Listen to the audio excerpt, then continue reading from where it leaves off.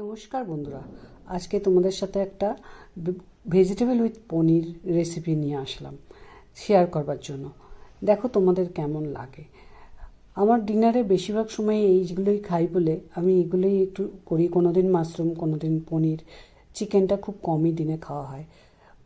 প্রথমে একটু কুচি কুচি করে পেঁয়াজ টুকরো টুকরো করে নিয়েছি, সঙ্গে একটু ফুলকপি, গাজর, ক্যাপসিকাম, বিনস এগুলো নিয়েছি, আর 8-10 কোয়া রসুন, আর 4-5টা লঙ্কা, আর 2টো টমেটো কুচি করে, আর পনিরটা রেখে দিয়েছি টুকরো টুকরো করে।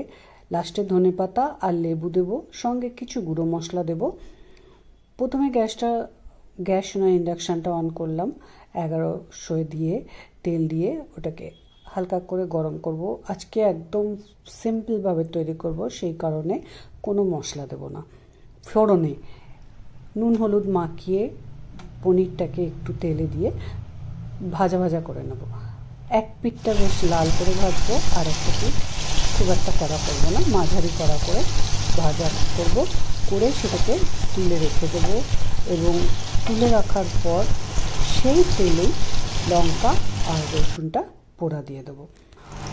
লঙ্কা আর রসুনটা পোড়া দিয়ে একটু নাড়াচাড়া করার পরে আমি তার মধ্যে প্রথমে চেষ্টা করব ফুলকপিগুলো দিতে। কিন্তু আমি সবজিগুলো আজকে ভিডিও করব সেই উদ্দেশ্যে কাটিনি বা গুছাইনি, ওই জন্য একটু আগে একসাথে করে ফেলেছি। প্রথমে পেঁয়াজগুলো একটু দিয়ে পেঁয়াজটাকে একটু নাড়াচাড়া করে নেব 1 মিনিট মতন। তারপরে যখন 1 মিনিট হয়ে গেল, তখন আমি একটু নুন দিয়ে দিলাম। পেঁয়াজের মধ্যে একটু নুন দিলাম। পুরো নুনটা কিন্তু আমি এখন দেব না, কারণ পুরো নুনটা দিয়ে দিলে কি হয়, পেঁয়াজের নুনটা বেশি নিয়ে নেবে, অ্যাবজর্ব করে নেবে। তারপরে বেছে ফুলকপির দিক থেকে একটু ফুলকপিগুলোর টুকরোগুলো দিয়ে দিলাম, কারণ ফুলকপিটা হতেও একটু সময় নেয়। ফুলকপিটায় আবার 1 মিনিট মতন নাড়াচাড়া করার পর বাকি যে সবজিগুলো আমার টুকরো করে রাখা আছে, সেই সবজিগুলো সব একে একে দিয়ে দেবো। একসাথেই করা ছিল, ওই জন্য আমার আর আলাদা আলাদা করে দিতে লাগলো না, আমি একসাথেই কুচো করে রেখেছিলাম। খুব সাধারণভাবে রেসিপিটা তৈরি করে রাতের ডিনারটা খাবো বলে, তো সেই কারণে আমি ভাবলাম এটা আমাদের ডিনার রেসিপিটা সবার সাথে একটু শেয়ার করে ফেলি। তো সেই যদি কেউ ভালো লেগে থাকে, যদি কেউ বানিয়ে আমার মতন করে বানাতে চায়, তো তারপরে ওর মধ্যে একটা আমি আদা বেটে ফ্রিজারে রেখে দিই। একটা একটা করে ছোট ছোট বল বল টুকরো টুকরো করে, যে বরফের যে বাটিগুলো থাকে, ট্রেগুলো, সেগুলোর মধ্যে সে একটা কিউব এর মধ্যে দিয়ে ভালো করে নাড়াচাড়া করে নিলাম। এবারে নাড়াচাড়া করে আমি একটু অরিগ্যানো দেবো। নিজের ইচ্ছা মতন হার্বস এতে দেওয়া যায়, একটু অরিগ্যানো, একটু পিৎজাতে যে মশলাটা দেওয়া হয় পিৎজা সেই পিৎজার মশলাটা একটু দেওয়া হলো। তারপরে আবার একটুখানি পরিমাণ মতন, টেস্ট মতন একটু নুন দিয়ে দেবো, যেন নুনটা বেশি একবারে দেবো না, কারণ নুন পোড়া হয়ে গেলে এই টেস্ট লাগে না এই রান্নাগুলোতে। একটু লাইট নুন থাকলেই খেতে ভালো লাগে। এরপরে কেটে রাখা টমেটোগুলো দিয়ে দেবো। আমি টমেটোর বীজগুলোকে ফেলে দিই। টমেটোর বীজ ফেলে আমি সবজিটা রান্না করি। টমেটোতে বীজ থাকলে নানান রকম প্রবলেম আজকাল হচ্ছে, ওই কারণে বীজটাকে আমি অ্যাভয়েড করি। তারপরে ওটাকে ভালো করে নাড়াচাড়া করে আর একটু নুন দিয়ে দিলাম, কেননা এবারে টমেটো দিয়েছি, ব্যালেন্স করতে আর একটু নুন লাগবে বলে আমার মনে হলো। তো আপনারা যদি করেন, দেখে মনে হয় একটু করি, তো সেই অনুযায়ী নুনটা নিজের টেস্ট অনুযায়ী নুনটা দেবেন। আর এতে চিলি ফ্লেক্সও দেওয়া যায়, কিন্তু যেহেতু আমি আজকে লঙ্কা 4-5টা দিয়েছি কুচি করে, কাঁচা লঙ্কা, সেই কারণে চিলি ফ্লেক্স দিলে ঝাল হয়ে যাবে, সেই জন্য আমি আর আজকে রাতের ডিনারে বেশি ঝাল করতে চাইলাম না, তাই চিলি ফ্লেক্সটা দিলাম না। এবার ঢাকা দেওয়ার পর কিছুক্ষণ পর, সেটা মিনিট 2-3 পর আবার নাড়িয়ে দেব ঢাকাটা খুলে।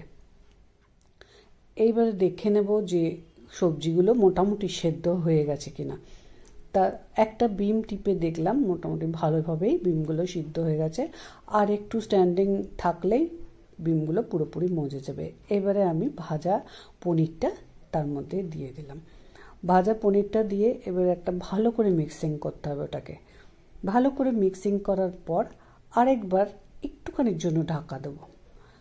এই মিক্সিং করতে করতে আমি বলে রাখি, যদি ফেসবুক থেকে দেখেন তাহলে একটা লাইক করবেন, ফলো করবেন। আর যদি ইউটিউব থেকে দেখেন একটা সাবস্ক্রাইব করে দেবেন। আর উভয় ক্ষেত্রেই যদি একটা শেয়ার করে দেন ছোট্ট করে, তাহলে আমার রান্নাটা আরও অনেকেই দেখতে পায়, তাহলে খুব ভালো লাগবে আমার। যাই হোক, এটা আমি ভালো করে নাড়িয়ে নিলাম। নাড়িয়ে নেবার পর আমি ওটার মাঝখানে একটা ছোট্ট করে ফাঁকা করে ওর মধ্যে 1 চামচ বাটার দিয়ে দেবো। ইচ্ছে করলে বাটার না দিলেও চলে, কিন্তু একটু বাটার দিলে জিনিসটা টেস্টি হবে, তবে খুব কম, যেহেতু ডায়েটের রান্না এটা, বাটারটা অতিরিক্ত দেবো না। অল্প করে 1/2 চামচ মতন বাটার এর মধ্যে দিয়ে দিলাম, এবং এই বাটারটা একটু মেল্ট হতে দেব। একটা ডিম ফাটিয়ে রেখেছি, যেটা সামান্য একটু নুন দিয়ে গুলে রাখা, সেই ডিমটা এই যে ভাগটা করলাম তার মধ্যে দিয়ে কয়েক সেকেন্ড সময় দেবো ডিমটাকে একটু ধরে নিতে। ডিম সুন্দরভাবে হয়ে যায়, সবাই জানো সেটা। ডিমটা আস্তে আস্তে একটু একটু নাড়তে নাড়তে ডিম ভুজিয়ার মতন তৈরি হয়ে গেল।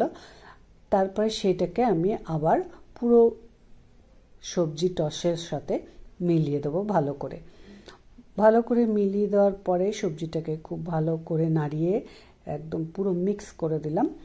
পুরো মিক্স করে দেওয়ার পর একটু নুনটা চেখে নিলে, নুন ঝাল যেটাই বলো, একটু চেখে নিলে খুব ভালো হয়। আর এর মধ্যে আমি একটা এবারে তৈরি করা সস দেবো, যার মধ্যে 1 চামচ অ্যারারুট দিয়েছি, 1 চামচ চিলি সস, 1 চামচ সোয়া সস, 1 চামচ রেড চিলি সস, আর একটু কসুরি মেথি দিয়ে, সামান্য একটু টমেটো সস দিয়ে, একটু জল দিয়ে জিনিসটা দেবেন। জল বলতে সবই 1 চামচ করে আছে। দেওয়ার পরে একটা লেবু চিপে রেখেছিলাম, সেটাও দিয়ে দিলাম। সমস্ত কিছু দিয়ে আবার একবার নাড়াচাড়া করে একটু ধনেপাতাও দিয়ে দেবো। এই ধনেপাতাটা দেওয়ার পর আমার রান্না মোটামুটি অলমোস্ট ডান। এবারে ওটাকে একটুখানি নাড়িয়ে চাড়িয়ে, ইচ্ছা করলে 1 মিনিটের জন্য ঢেকে রেখে দেওয়া যায়, অথবা ডাইরেক্ট এইভাবে নাড়িয়ে চাড়িয়ে পরিবেশন করে দেওয়া যায়। আমাদের আজকের রেসিপি এই যেটা বানালাম, সেটা আমাদের আজকের ডিনার 3 জনের। এবার একটু নুনটাও দেখে নেব যে নুনটা ঠিকঠাক আছে কিনা। একদম আলু না হলে খেতে ভালো লাগবে না, তাই একটু নুন দেখার পর প্লেটিং করে আমাদের ডিনার কমপ্লিট।